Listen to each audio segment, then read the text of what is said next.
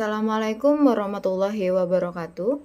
Perkenalkan, nama saya Suciko Maria Santo dengan NIM 111910882 dari Universitas Pelita Bangsa. Di sini saya memenuhi UAS Budaya Organisasi. Di sini saya akan menjelaskan apa itu pemimpin dan budaya organisasi. Kepemimpinan organisasi.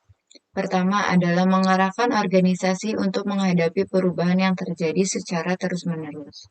Yang kedua, menyediakan keahlian untuk menghadapi dampak perubahan yang terus-menerus kepada manajemen. Kepemimpinan strategi.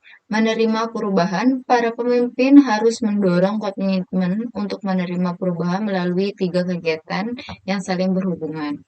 Yang pertama, menjelaskan tujuan strategi seperti visi dan misi. Yang kedua, membangun budaya organisasi. Yang ketiga, membentuk budaya organisasi. Membangun suatu organisasi, pendidikan dan pengembangan kepemimpinan adalah usaha untuk membiasakan para pemimpin masa depan dengan keahlian-keahlian penting bagi perusahaan dan untuk mengembangkan para pemimpin hebat di antara manajer. Kedua adalah prinsip standar pribadi mendasar yang mengarahkan rasa kejujuran, integritas, dan kelakuan etis sebagai pemimpin.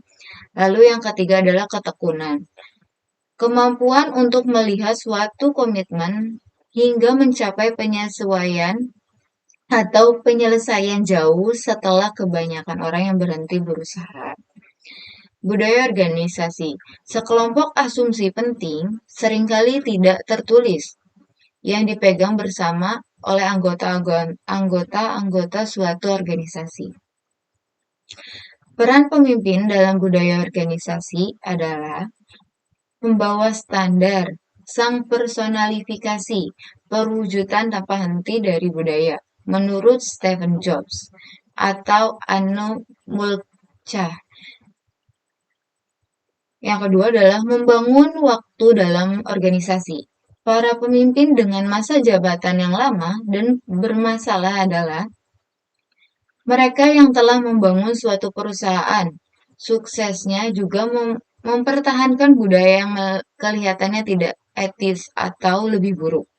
Ketika budaya menjadi sangat kuat, peran mereka dalam menciptakannya umum lebih berarti. Mereka memegang erat budaya tersebut atau bukan sebaliknya.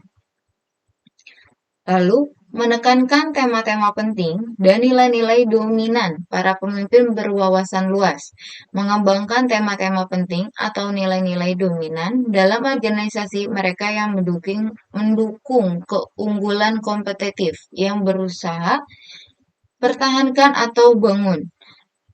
Tema tersebut dominan mungkin dapat ditemukan berupa kata-kata suatu iklan atau ditemukan dalam komunikasi internal perusahaan. Lalu, mendorong penyebaran kisah dan legenda pengenalan nilai-nilai utama.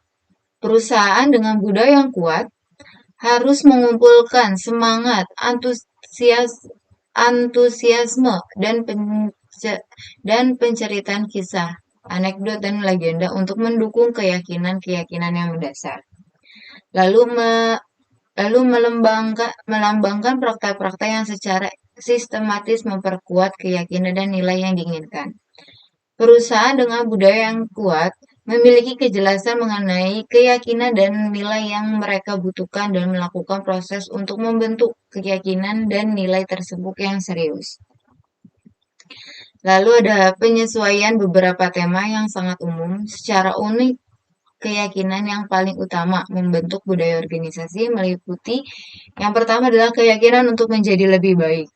Yang kedua, keyakinan dalam kualitas dan jasa yang unggul.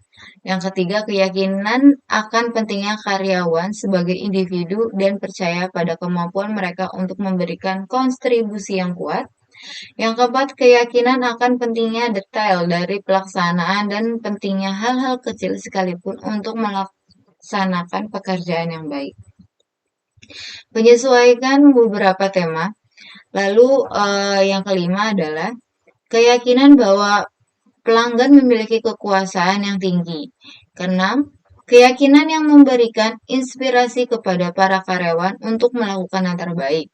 Ketujuh, keyakinan akan pentingnya komunikasi informal. Kedelapan, keyakinan bahwa perusahaan dan keuntungan merupakan hal yang penting bagi kemakmuran suatu perusahaan. Cukup sekian penjelasan yang saya berikan. Semoga bermanfaat untuk kalian semua. Dan jika ada salah-salah kata, mohon dimaafkan. Wabillahi taufiq walhidayah. Wassalamualaikum warahmatullahi wabarakatuh.